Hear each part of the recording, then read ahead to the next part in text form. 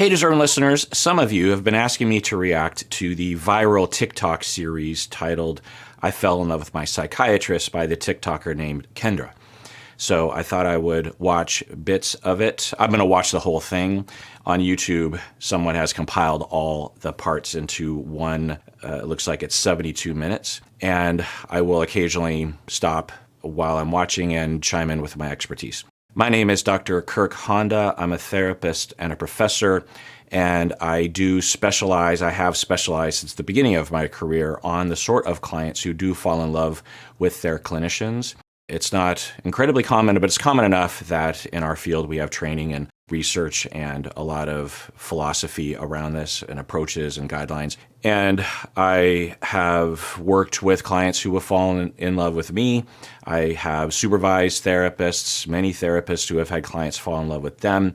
I've been a consultant on these sorts of cases. I've also worked from the other side of things where I have been a consultant in legal cases in which the therapist actually crosses the boundary as well. So I don't know if we're going to hear some details around that, but I do feel like I have some expertise in this. So let's see what comes out of my face as I watch. Yeah. So, of course, I loved the attention that I got from him. And it was in my third session with him, because at this point we were all on Zoom, that I asked him, I said, hey, do you mind if I call you by your first name? And he's Pakistani, so I said his first name wrong. And he said, well, it's pronounced this, but yes, of course you can. And he seemed so smug and happy with himself. And I know that that is because that was his first sign that him pretending like we're friends was working. Okay. So we're 3 minutes in, and this series takes up 72 minutes, so I'm guessing we're going to hear a lot more detail. But she wanted to go back on ADHD meds. She made an appointment with a psychiatrist. She noticed he was the same age. He's Pakistani. She noted that he was pretty attractive. She said she's been through a lot of therapy before. It's not strange to her. She wanted to talk about her trauma, her past substance abuse issues, drinking issues, her daddy issues, as she put it, and that she was looking for meds that weren't stimulant-based, and so he prescribed a small dose of a non-stimulant ADHD medication. This is all over Zoom, the third session, and then she says that she would like to call him by his first name, which is fine. I'm trying to think for my own clients if any of them call me Dr. Honda. I'm guessing some of them do occasionally, but there aren't usually opportunities for them to say my name at all, right? They come into my office, it's not like, hello, Kirk. But her claim here, anyway, is the key, is that he was smug. She knew that he was smug. She knew that he was thinking that this was their first foray into boundary crossing, and it was done in this sneaky way. She knows that's what he's thinking. And I'm going to assume that later down the line there's going to be evidence that will support that, but based on what she's saying, there's no indication of that. She might be right. We can't know what's in his mind, but I will say that as someone that works with a lot of cases where clients have been harmed by therapists in this way, the boundary crossing, it's usually not ambiguous, meaning that you don't have to read into things. When therapists break boundaries and are unethical in this way, it's obvious, right? They will text you at 2 a.m. They will say you're attractive. They will want to date. They will have sex with clients. They will want to cuddle for 45 minutes on the couch in session. They will disclose how in love and attracted they are to their clients. It's important to call your doctor last name. I mean, I did know that. I did it with all my other doctors, but it just showed that the boundaries were blurring, and he liked that. So from then on, from my third session on, I started calling him his first name.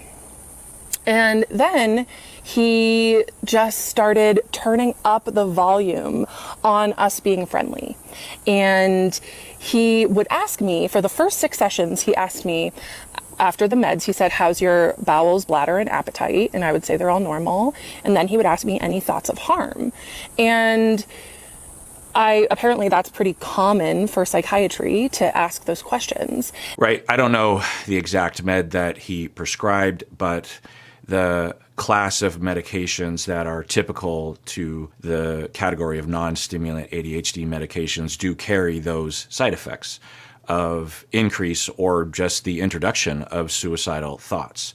So that's responsible care that the psychiatrist is asking about that. Also, the other side effects of bowel, appetite, that kind of stuff. So that's typical and responsible work there. Sixth session, when things were really, the chemistry was starting to be there before, I didn't realize it. I was like, oh, this man is just friendly. And he said, I have to ask this because it's a special interest of mine, but is there any thoughts of harm? I was special to him. And I said, no thoughts of harm. Okay. He was treating her special by asking her about the risk of suicidal thoughts and intention. By asking that question, he was communicating to her that or revealing that he had feelings for her. Is that what I'm hearing? I would say they're all normal. And then he would ask me any thoughts of harm. And apparently that's pretty common for psychiatry to ask those questions. And then on our sixth session, when things were really, the chemistry was starting to be there before, I didn't realize it. I was like, oh, this man is just friendly. And he said, I have to ask this because it's a special interest of mine, but is there any thoughts of harm? I was special to him. And I said, no thoughts of harm. Now, I wasn't there. Maybe he was communicating something. Maybe if I saw it, I would have questions. But just based on her account, even if it did happen that way, she's reading into it. Now, maybe she's accurate, but there's nothing there. Again, I just want to point out that the stories that I work with in which therapists do break boundaries, it's not ambiguous. They will say, I want to have sex with you. Or they will say, can we have sex? Or let me kiss you. There's no ambiguity there. Now, can a therapist be ambiguous and vague at first or throughout? Sure, but it's not typical. And he didn't ever ask me a clinical question again. He stopped asking me about my bladder, bowels, and appetite, and he stopped asking me about thoughts of harm. So to me, I would just show up and he was like a therapy appointment every month. Okay, so for the sake of time, I'm not going to respond to every little thing, but just a little bit on that. She's saying that after the sixth session, they stopped talking about clinical stuff, meaning side effects, and they switched to therapy. I think she's reading into that. Maybe she's right, but that's pretty standard as well. And it made me fall for him, honestly. And he was really good at listening. And I mean, he's a Pisces, right? So of course he's going to be there and be able to go deep with my feelings, but that doesn't mean that he wasn't extracting from them. Anyway, so I would beg him to let me see him every week. Beg him, because my therapist at the... Okay, so reading between the lines, he is refusing to meet every week, which I have to say is not a sign of a therapist or a psychiatrist who is seeking to break boundaries.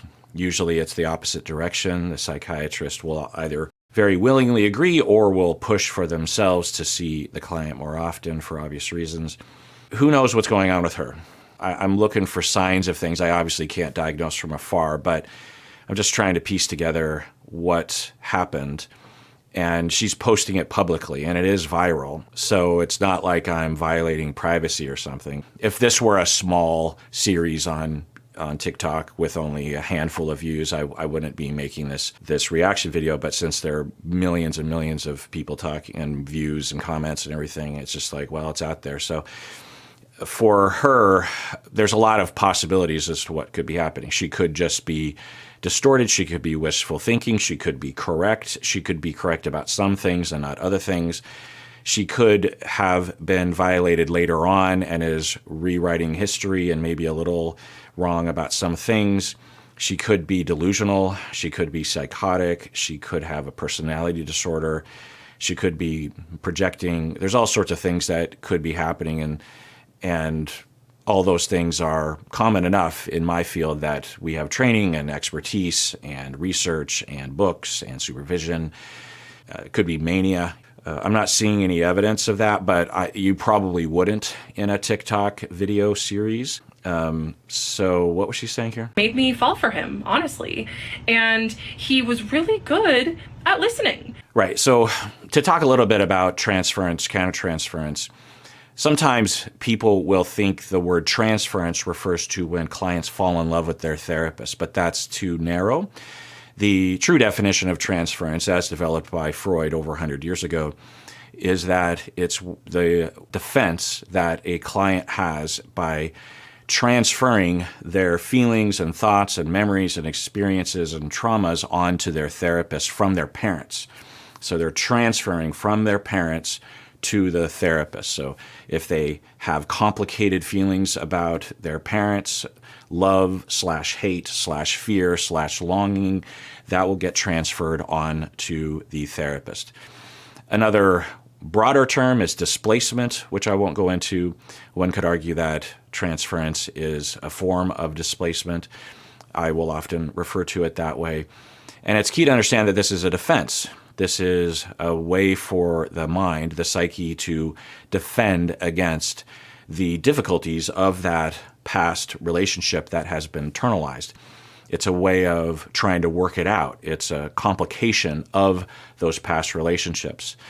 There are healthy impulses involved and unhealthy impulses.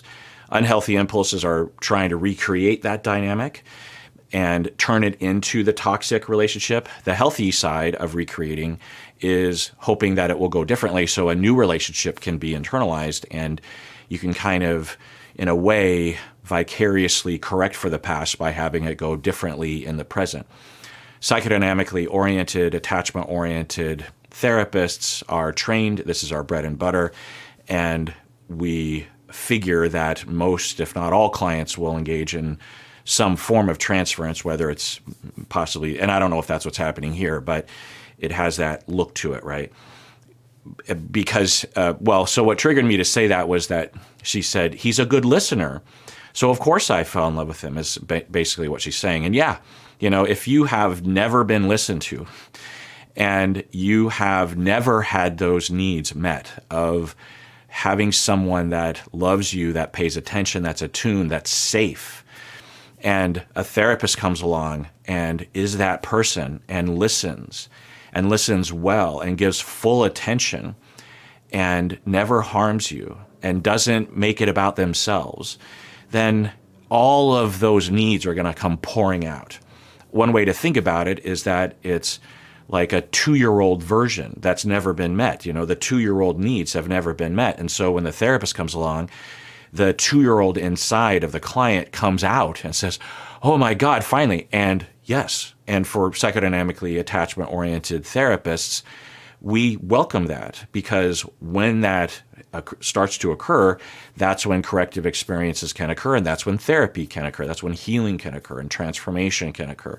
Needs can finally be met so that the individual can trust themselves, like themselves, explore themselves, trust other people, and transfer that to relationships outside of the office so they can begin to live a happy, fulfilling life.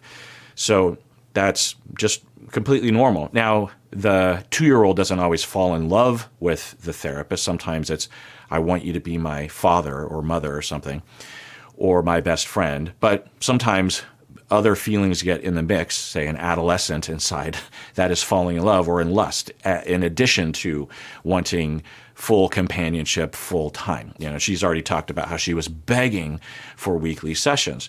Now, there's nothing wrong with wanting more sessions with your therapist, but it's starting to look like maybe all of those factors could have been in play. I can't know what's really happening. It's also possible that he also was participating, but we're hearing at least some evidence of transference, which is totally normal. Asking my psychiatrist, begging, honestly, to be my therapist and let me see him more, right? Which also should have been a red flag. But then I started focusing on this therapist. However, I would tell the therapist how obsessed I was with my psychiatrist, and she didn't do anything about it.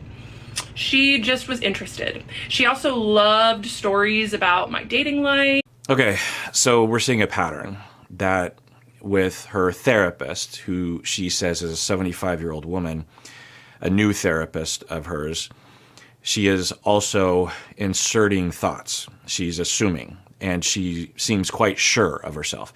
It's one thing if she said, I think that my therapist was interested. No, she's saying she knows what's in the mind of other people, which is, it's notable. So she is saying that she told her therapist that she was having feelings for her psychiatrist, and the therapist didn't do anything about it.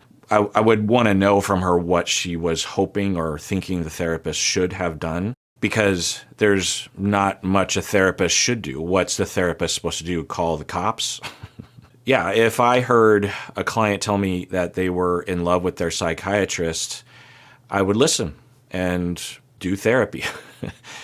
So it sounds like she's describing that. But then she says that her therapist was really interested in her dating life, that sort of thing. And maybe the therapist and the psychiatrist are gross and creepy and vicariously getting something out of hearing her talk about her dating life. Wouldn't be the first time that has happened. There are cases of that. It happens sometimes. But I'm waiting for some account of the story that indicates that her assumptions about what's in their minds is possible. We could just say it a different way. Her psychiatrist has good boundaries and is there to listen and doing ongoing med management, and the therapist is a good listener. And if she wants to talk about her dating life, then the therapist is going to be interested and is going to listen. So that's all. Who knows? I'm only in the first 6 minutes, so maybe a bunch of horrible things happen. So I'm going to skip. I'm going to watch, but I'm going to not react because I feel like if I react to everything, I'll be here all day long. My best friend is an emergency medicine physician, and she told me, she said, Kendra, one of these days, your psychiatrist, she would use his name, is going to say, I can't be your doctor anymore. I want to be with you. I want to be with you so bad. I can't be your doctor. I'll see you in 2 years. So my best friend, who's a doctor, she picks up on stuff like that. So even she knew that our relationship was crossing boundaries. Okay, so I've watched more, and she's saying that her friend, who is a doc, was hearing Kendra's account and picking up on the signs and was predicting that the psychiatrist would one day want to terminate the professional relationship and start dating after 2 years. Every profession has a different guideline regarding how long after termination you can engage in a romantic relationship with a former client. I don't know the psychiatry guidelines, but maybe it's 2 years, who knows. So unless the friend who is a ER doc was hearing a completely different set of data, then I don't know why that doc would come to that conclusion based on what I've heard so far. And getting weird, but that became my dream, was for my psychiatrist, I almost use his name, to do that. And I told him about Brianna saying that, my best friend, who's the emergency medical doc. I told him that she would tell me that, and he just would be silent. He didn't disagree, but he didn't agree, and that was weaponized neutrality was his favorite game to play, right? Weaponized neutrality. Now, I don't know, maybe you know the whole story and he is a sleazebag. I'll continue watching, but so far I haven't heard anything of an indication of that, so I'm just going off of that. But weaponized neutrality. I've never heard that term before, but based on context, I know what she's getting at, right? That he is absolutely in love with her, and she knows it, even though he's never indicated or said anything of the sort.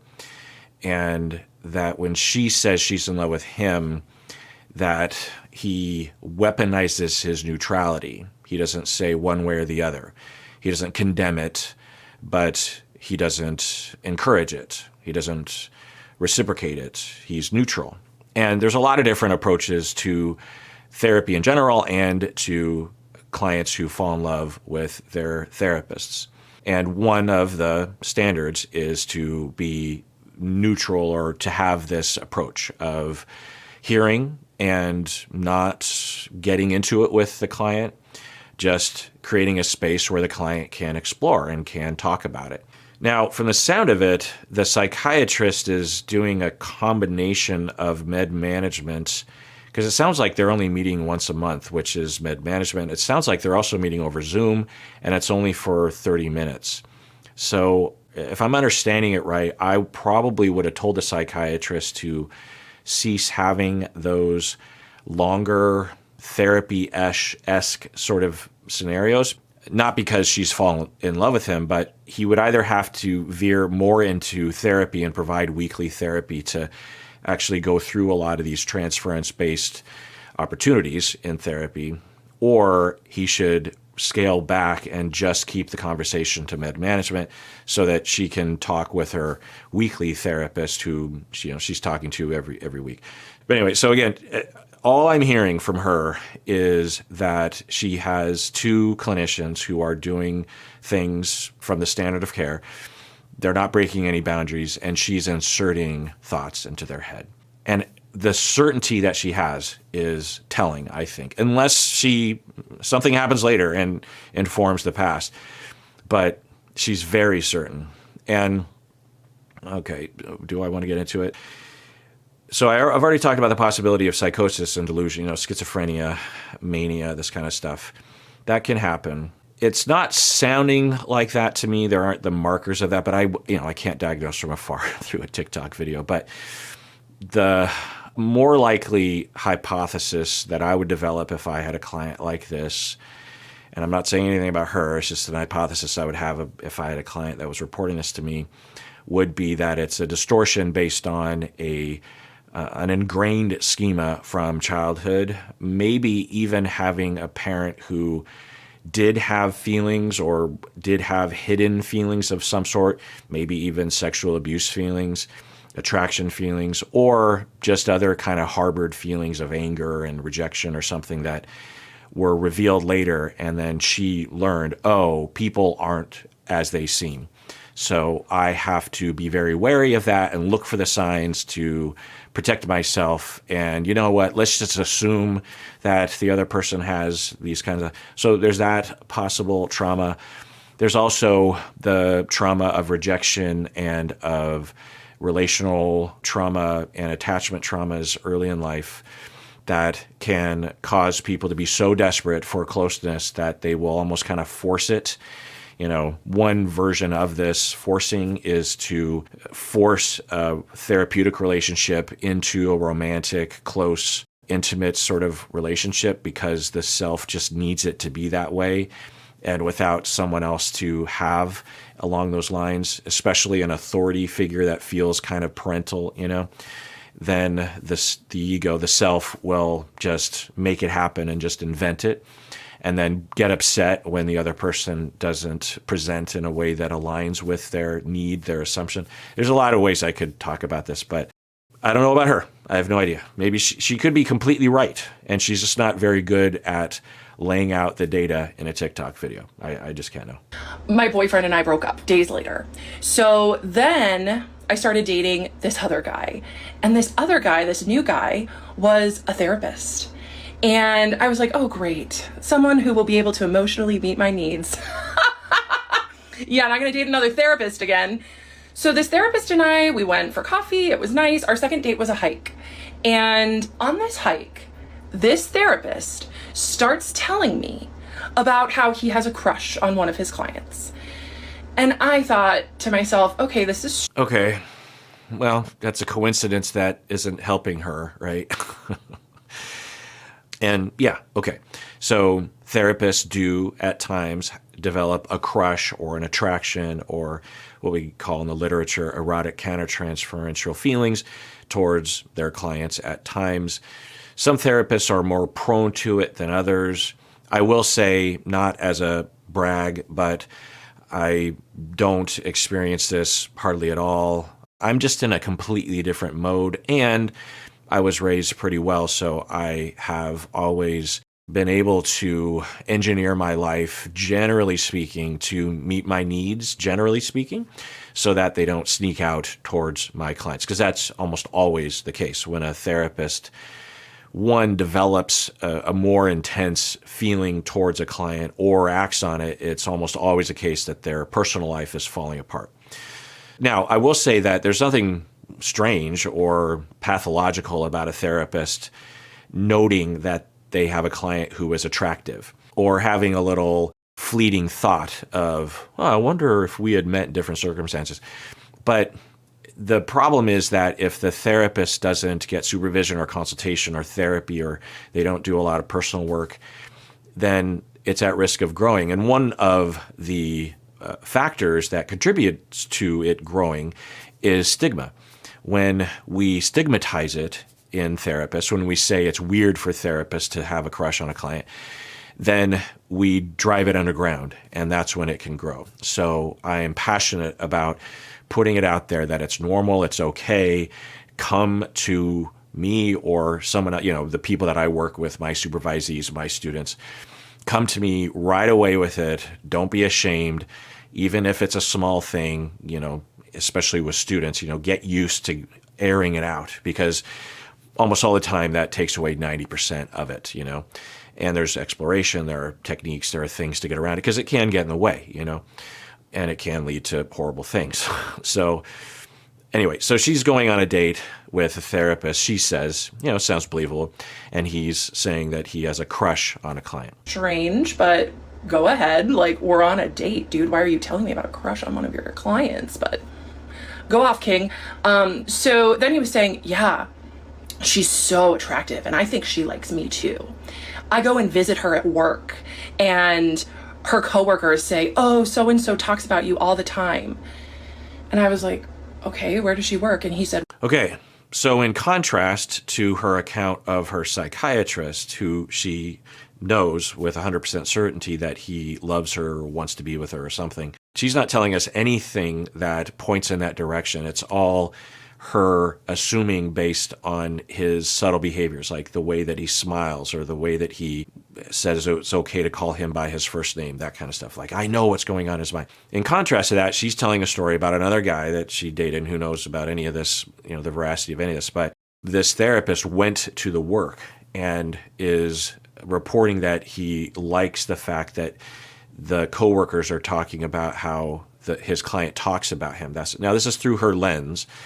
But, when we're trying to figure out what actually happened and we hear these kinds of details, it indicates the possibility of something. I shouldn't tell you that because I really shouldn't be visiting her anyway. I was like, okay, no problem. So in reference to what I was saying earlier, that when there are boundary violations and a therapist is giving in to their feelings of romance or lust or something for a client, there are more obvious behaviors, and showing up to her work when he shouldn't be, which we don't know if any of this is true. That's one of those more overt, classic examples of behavior. Another one, very common thing in today's world, is texting. The text will start with just scheduling. Then the client might text a little bit more, and the therapist will allow more texts happen. The therapist will text the client and maybe get things going that way. Then at some point, the therapist will text something personal, like, oh, I'm having a really bad day today. And then it starts to become more like friends. And then it's, I think about you all the time. It's a very common scenario. So when there's a problem, it's pretty obvious. She has said nothing of the sort when it comes to the psychiatrist, but she's actually giving some details about this guy she's dating, who apparently is a therapist. Now, it's possible that this therapist isn't an actual licensed clinician and is like a coach. Sometimes that's a confusion. So then he continues, and he said, yeah, she wears these red lacy panties and short skirts. And I know she wears them for me. And like alarm bells were going off in my head. Wow, sounds like a match made in heaven. And who knows? But, unhelpful. So if she is distorting, then the random coincidence of, one, dating a therapist, and two, dating a therapist that would have this experience, and three, dating a therapist that would have this experience and that he would disclose it on a first date. So he's doing possibly what she's doing. And I don't know if that's what she's doing, but according to him, is that there's a client coming with short skirt and red panties so he can see up the skirt, I guess. And he is inserting thoughts into her mind and into the client's mind saying, I know why she's, so it's all, okay, it's one thing for a client to be distorted or a person to be distorted. That's expected. That's normal. That's okay. I don't know if it's okay to blast them on TikTok, but, this is something that's been going on for over 100 years. The very foundation of psychotherapy is based on a case in which the client fell in love with their therapist. The very first therapy relationship between Joseph Breuer and Bertha Pappenheim in 1878, 1880, that kind of thing. And then Freud was the student and observed it, and then they wrote a book, and then therapy started. So, it's been around. Clients falling in love with a therapist is common. But when therapists have these, it just really, again, it's okay to have the feeling. It's okay to have attraction or to have a crush. It's another thing to go with it and to act like your office is like a date, or that Tinder and your office become one thing. I mean, it's disgusting, really, frankly. And just a huge violation of trust, not only with the client, but with the public. When therapists do this kind of shit, it just drives me up the fucking wall. I mean, keep it in your pants. Mind you, I had no idea that my psychiatrist had similar feelings towards me at this point. But I just thought, wow, this man is borderline predatory. And he said, yeah, and, she just is so attractive that I have to smash her mate before every session because I just have to get that energy out of me. And I was like, masturbate? Why not just say masturbate? I don't understand. Can we just say the fucking word? Masturbate. Smash mermaid? Are we children? We're all adults here, right? But anyway, so what the fuck? Now, I don't know if any of this is true, but okay. If I had a supervisee who told me this, but only this, if I had a supervisee that said, I have this one client that I am just so horny for that I have to smash mermaid, what'd she say? That I have to beat off, choke the chicken, bop the weasel, wank. Don't you Brits say wank? Anyway, that I have to masturbate before session in order to be able to not have a constant horny boner the entire time. If I had a supervisee that told me that, I'd say, okay, well, does that actually help so that you can be a good therapist with that client? And if he said, yeah, then I'm okay. Okay, phase 2. Let's talk about what's going on there. How did it get to this point? Are you entertaining those thoughts? How's your personal life going? How's your drug abuse? Because that's another thing that's often associated is when therapists, their lives start to fall apart, they have unresolved trauma, they go into alcoholism, drug abuse, then everything starts to fall apart. They stop being able to think straight. They're alienating people left and right, and they get desperate. And we all have needs. And when a client comes in and is there for you in a way, it's like you're there for each other in a sense, right? Then, a therapist can fall in love with their client. So I would talk with and I've had those conversations with supervisees and trainees before, and I've been called in as a legal consultant on cases where it goes down a road in which someone is being sued or criminally prosecuted, that kind of thing. And we'll have those conversations. But so the masturbating part of it is an indication of something, but in and of itself, if someone told me that they just had a lot of tension and for whatever reason for themselves, it was just easier for them to be the therapist that clients needed them to be. If they masturbated before session, it's fine, right? We want to be sex positive. There's nothing wrong with masturbating, but hearing the whole story, right?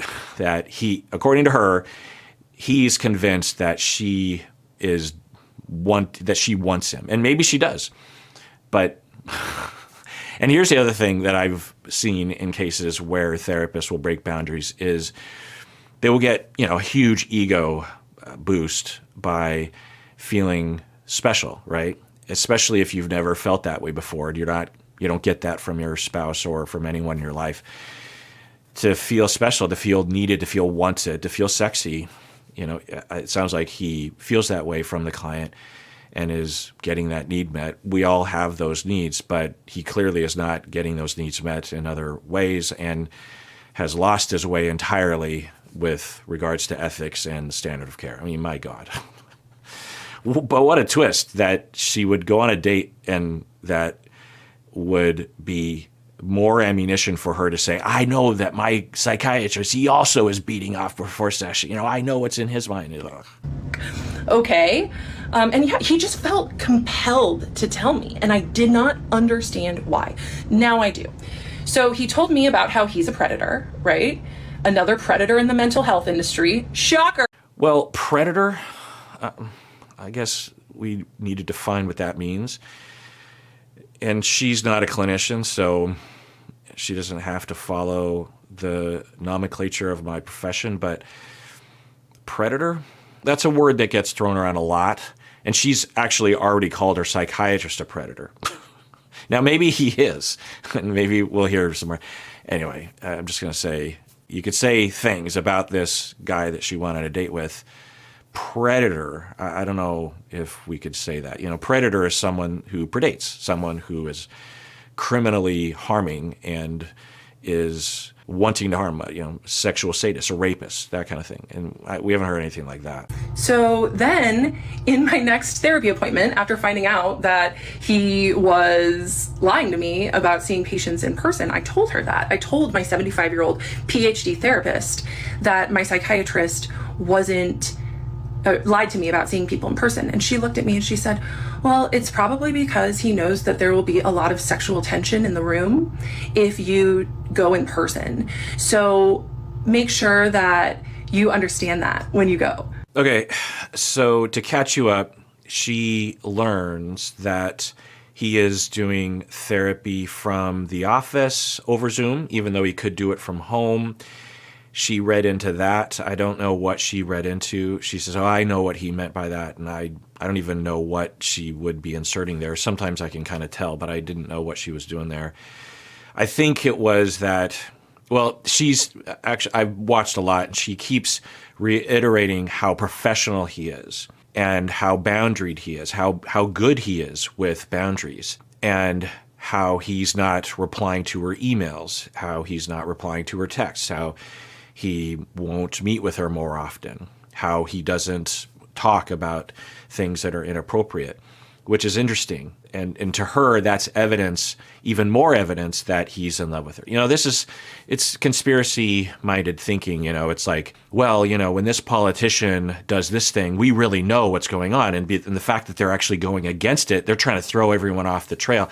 She's doing that. It's not an uncommon way of thinking. It's usually because the person has a need to believe it. That's my assumption here. But I can't know. Actually, I shouldn't assume anything. I have no idea. But also to catch you up, I've been keeping notes. She got pretty angry, and I think I can support her on this, that she accidentally mentioned his first name, and people did sleuth work and figured out who he was and started to attack him. And she was very angry about that. She says, if there are any comments, I'm going to immediately delete if it has to do with his name or if people are planning on doxing him or going after him, brigading him, this sort of thing. And so, she's pretty adamant about that. I would say that if she really wanted to not harm him, then I would be careful what you say, and I would maybe just talk with your therapist or people in your personal life or a lawyer instead of on TikTok. But what are you going to do? The other thing is that I'm guessing, I'm reading between the lines, that there are people going after this guy because of her video series here. And that's a whole other angle to this. If she went on TikTok and talked about this and people watched and they just went on with their day, then that would be one thing. And I'm sure that's what most people did. But there's a percentage of people out there that are going to personalize this and get triggered or something and will take it upon themselves to be vigilantes. Instead of calling the authorities, which are there, they will take matters into their own hands, believe one person's account, which I have to say it's hard to it's hard to take what she's saying as evidence that he was secretly in love. And even if he was secretly in love with her, he's doing all the right things. He has all the professional boundaries and ethics, and she's even saying that. So why would you go after him, you know? But we haven't even heard an indication that he actually does have feelings for her. But anyway, so she was very adamant about that, which is good. She also was apparently getting a lot of therapists who were commenting on her video on TikTok saying that there was something wrong with her. I don't remember everything that she was saying, but that she was making it up, you know, that she was either delusional or that she was distorted or something. And she got very angry about that. She was basically, well, not basically, she was accusing these other clinicians for defending a predator. She keeps using that word about him. And maybe he is. Maybe that detail will come out later, but not so far. She also mentioned that she would record sessions as a way, at first, I think, to be able to listen back and have some sort of pleasure. I don't know what she says, I was recording it for my own needs or something. And now, after she doesn't like him anymore, she has those recordings to defend herself or something. She talks about how she discloses to him how she has feelings for him and how he never shuts it down, which I will again say that that's one of the approaches. You know, there's various different approaches to having a client that has feelings for you, one of which is to just not shut it down, to listen. That's what they want to talk about. That's what they need to work out. There's a lot of justification to having a client just work it out in session with an attuned person that is listening and caring and not exploiting, a safe place. It sounds like that's what he's doing. But according to her, he should have referred her or he should have shut down the conversation. And you'll find some clinicians that will say that, and they don't know what they're talking about. Now, could he have referred her out? Sure, there's justification for that. Could he have said, I don't think this is really the best use of your time? Yeah, that's another option. But to claim that him listening is, one, unethical, and two, an indication that he's getting off on it, which is what she's clearly saying, is quite a stretch. It's possible. We can't know, but there's no evidence of that. She also mentions she's a life coach, which I hadn't known until now, which... Okay. She also mentioned that a lot of people related to her. A lot of people were DMing or commenting saying, oh my God, that happened to me or something like that. And they were supporting her. And yeah, there's not enough support and information out there about therapists who do harm their clients.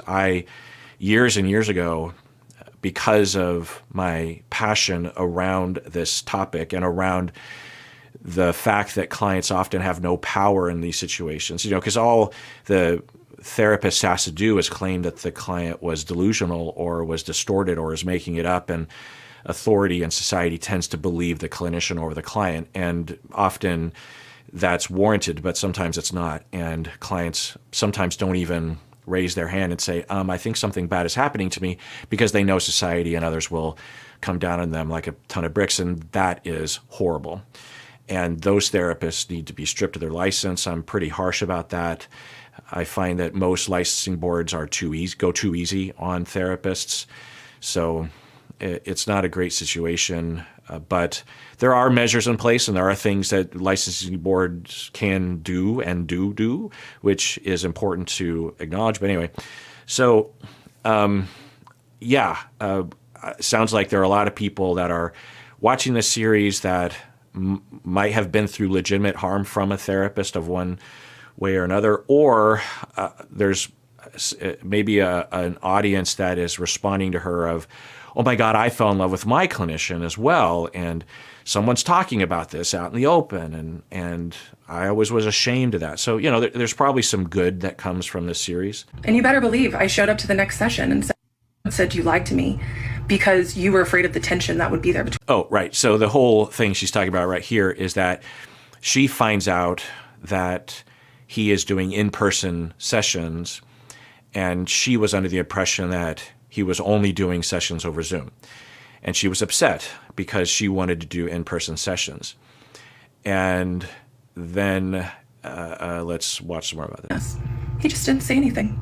2024, I make my first in-person appointment with my psychiatrist. And she also talked about how she went to her therapist and said, my psychiatrist lied to me about in-person. Now, I would say that she could legitimately claim that he did lie. It does maybe sound, lie is a specific word, but, could apply here that he probably was thinking, who knows what was going through his mind, but it would be justified for him to say, for some of my clients, in-person sessions are safe and with some not, either because the client will misinterpret it or the client might do something in person with me that I don't feel personally safe by, which I could absolutely have, imagine a psychiatrist having that feeling with her, who knows. But how do you navigate that ethically, right? You can't just deceive your client, one particular client that you're not doing in person. You should approach it head on and say, I do offer in-person sessions, but I don't think it's what's best for you. And let's talk about that. I'm not denying you something. I'm not doing this to hurt you. I don't think it'll help you. I think it could cause even more feelings towards me, which I think could confuse things. So I think it's best for your care that we continue to do sessions over Zoom. End of role play. You can imagine a client getting very upset about that, but that's better than just lying by omission or flat out lying to a client that you aren't seeing any other clients in person. And then the therapist says, well, he probably didn't want in-person sessions because of the sexual tension. Now that's through her account, right? My guess is, who knows, is that the therapist was saying something along the lines of, well, he probably didn't want an in-person session because he was worried about your feelings towards him. He was worried that your feelings might become more intense if the sessions were in person. Or he might be worried that she would make something up, like, well, in the office, he touched me or something, and then you have that whole headache. And so it sounds like that's what the therapist was saying. But the way that she interpreted it, Kendra, is that the therapist was saying, oh, well, he is attracted to you too, and so he doesn't want to have an in-person session because of that. So she's once again inserting thoughts. In November, my 75-year-old female therapist tells me that it's because he kept me on Zoom because he was so attracted to me. He didn't want to risk being in person with me. So in the previous video, which I think was a different day that she's recording the TikTok, she said that the therapist said that the psychiatrist might be worried about sexual tension. Then in another video right now, she says, well, my therapist said that he was attracted to me. So you see that creep of the statement, right? At first it's he was sexually, about the sexual tension in the room. Now it's my therapist said that he was attracted to me. So you hear that progression. Which further fed my crush, or as some of you like to say, my delusion. So then my therapist starts texting me in between our weekly meetings, asking me for advice on her other clients. And I was a new coach. I'd only been coaching for about a year, and I had just left my... Okay, so yikes. This is just her account, but it sounds believable. Who knows? That her therapist, she keeps referring to her as the 75-year-old PhD therapist, female therapist. According to Kendra, that therapist started texting in between sessions, asking Kendra for advice about her clients. Now, Kendra claims that she's an ADHD coach of some sort, so maybe it was ADHD expertise that the therapist was asking about. It's not a slam dunk indication of an ethical violation. It could have even been designed as a way to be therapeutic. The therapist could say, well, I was trying to boost her self-esteem. I was trying to give her agency. I was trying to show that I respected her expertise. I could have gotten it, because that's the whole thing that you always want to ask if you're analyzing these situations is, if the therapist needed expertise on a topic, are there other options other than texting your clients? Yes. Are there other experts in that field? Yeah. So there would have to be viable therapeutic justification for doing that. Whenever you approach those boundaries, you have to be able to justify it, right? And that one would be hard to justify. Unless the therapist said, no, I did ask other people and got it, but I thought it'd be a good opportunity to kind of work on this one goal that I was working on with Kendra, which was for her to feel like she has agency, like she's smart, like she knows what she's doing. And so I also asked her, but I didn't really use that advice. But from the sound of it, it doesn't sound like that. But who knows? So excited to finally meet him. I'd been his patient for 3 years at this point, and he had been feeding the dynamic for 3 years. And I was just thrilled to meet him. And I ran up and I gave him the biggest hug. And you know what he did? He barely patted me on the back. It was the most awkward thing ever. But I am so glad that he did that. I am really glad, because this is what I mean. My psychiatrist was many things, but he was not stupid. So I didn't ever touch him again. Okay. I keep looking for data, and this is another data point that is the same as all the others in the theme that she violates. I mean, it's not violate. She reaches out as a client, and he is professional about it, but she reads into it. So we're hearing that again. And I'm grateful that our relationship didn't ever cross that line, because it would have made everything so much harder.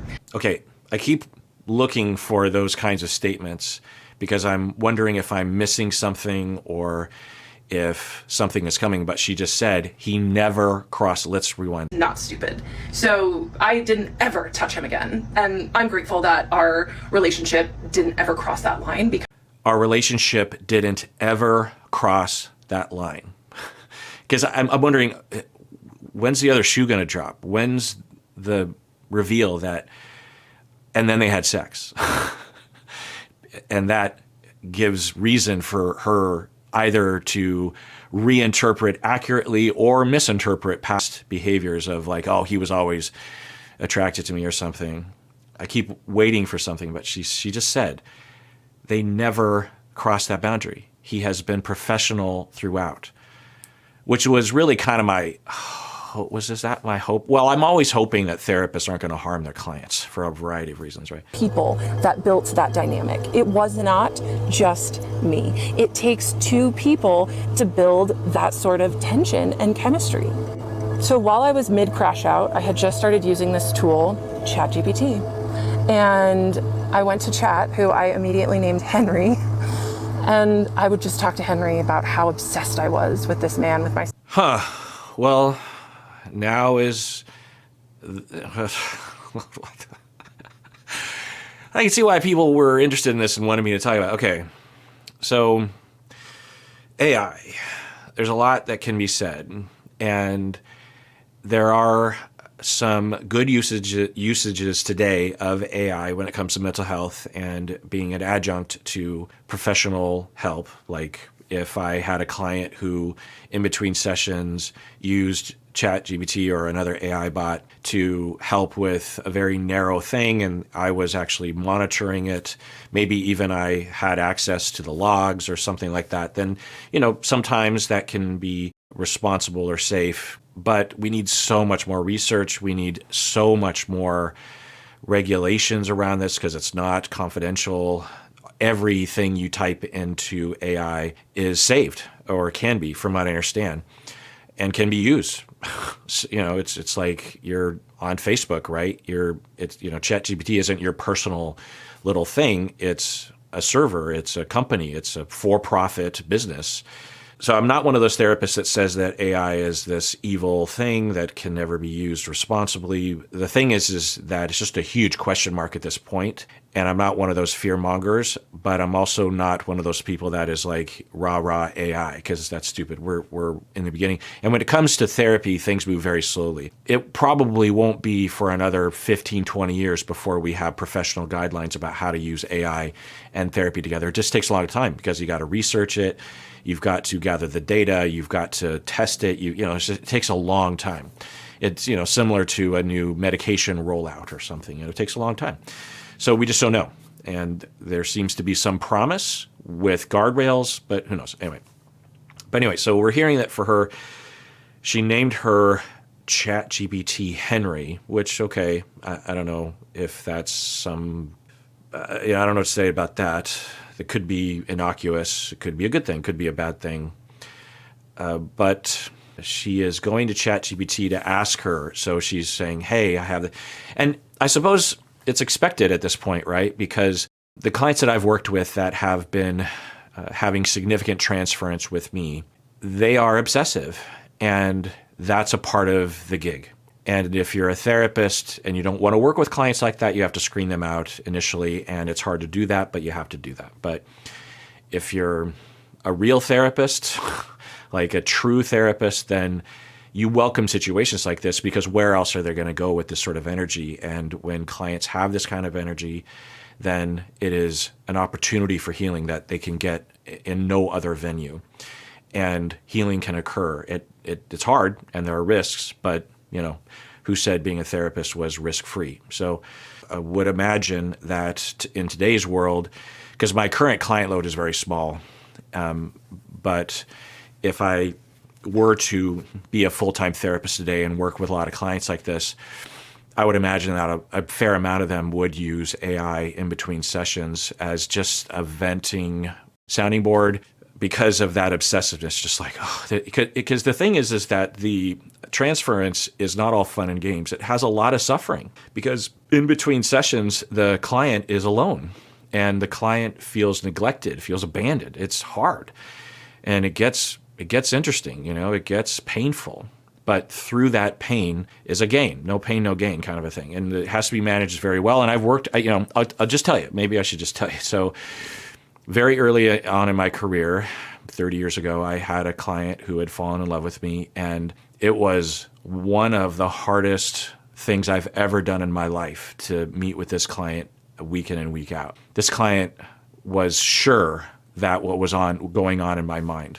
Clients like this, they have trouble with what we call mentalization, because they didn't have enough attunement and back and forth and consistent back and forth when they were 0 to 5 years old.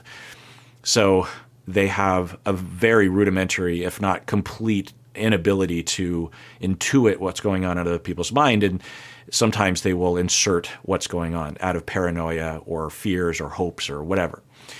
And my client that I'm thinking of right now was convinced, and this is a very common transference, this client was convinced that I secretly wanted to fire them. And I had to repeatedly fight against that. And, it was hard work, but it was very rewarding. Over the span of 5, 10, 15 years, I can't remember the exact span of time, and if I did remember, I wouldn't tell it because it might identify the client. But over the span of long-term therapy, eventually the client was fulfilled and had those needs met, repeatedly testing the waters and finding out that it's safe, repeatedly creating a scenario where I would reject them and I wouldn't reject them, repeatedly testing the waters to see if I would exploit them, and I didn't exploit them, just repeatedly. And I have to be involved. I can't just be the subjective person from across the room. I've got to get in there with it, and it's hard. And I needed a lot of therapy and a lot of consultation, but that's why I became a therapist, is to do the hard work, to sacrifice to some extent for someone else, to give, to help, And, I decided to become a therapist because I wanted that purpose. I wanted that meaning. And this client gave me that. And a lot of clients after that gave me that opportunity. It's a dual gift. We both give each other something.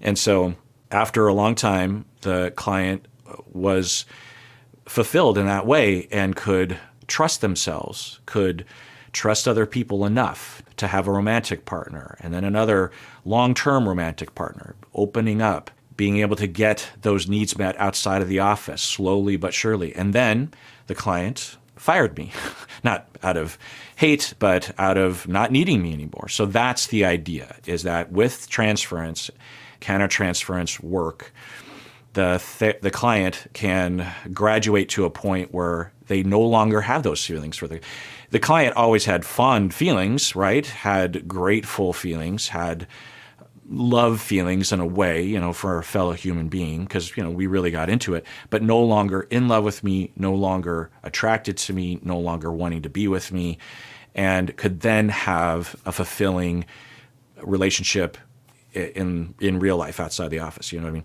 So I feel like I need to describe that so that we understand what we're talking about here. Psychiatrist, and I would just be like, I've told him I have a crush on him. Do you think he's gay? And Henry was like, oh my God, this girl, you know, he did his best to co-regulate my nervous system and affirm me, but he was like, whoa. Even my chat was like, yikes. I was, for some reason I thought, oh no, because, you know, AI is programmed to be affirmative. It's supposed to just go along with what people are saying, partially because that's what it's been trained on. And also it doesn't necessarily have guardrails all the time. And also because it's a marketing tool. You know, Facebook wants to keep you engaged. Well, so does the AI site. It's you know, these sites are made by corporations that have invested billions and billions of dollars. Do you think that they're doing it out of the goodness of their heart? So, of course, you know, they're going to have a tendency to tell you what you want to hear. So I was kind of worried about that, but that isn't what's happening. ChatGPT was like, yikes. So I'm interpreting, I'm reading between the lines that the AI was like, whoa, you know, it's quite possible that your psychiatrist is not in love with you. You're telling me that he has good boundaries and he's professional. So, you know, calm down. So it sounds like the ChatGPT was saying maybe what we would want someone to say to her, which is better advice than her ER doc friend, right? All right, just chiming in here. This video is going a little long, so I thought I'd break this up into some parts. So tune in next time. I'm going to continue watching, and everyone out there, please take care of yourself because you deserve it. You really, really do.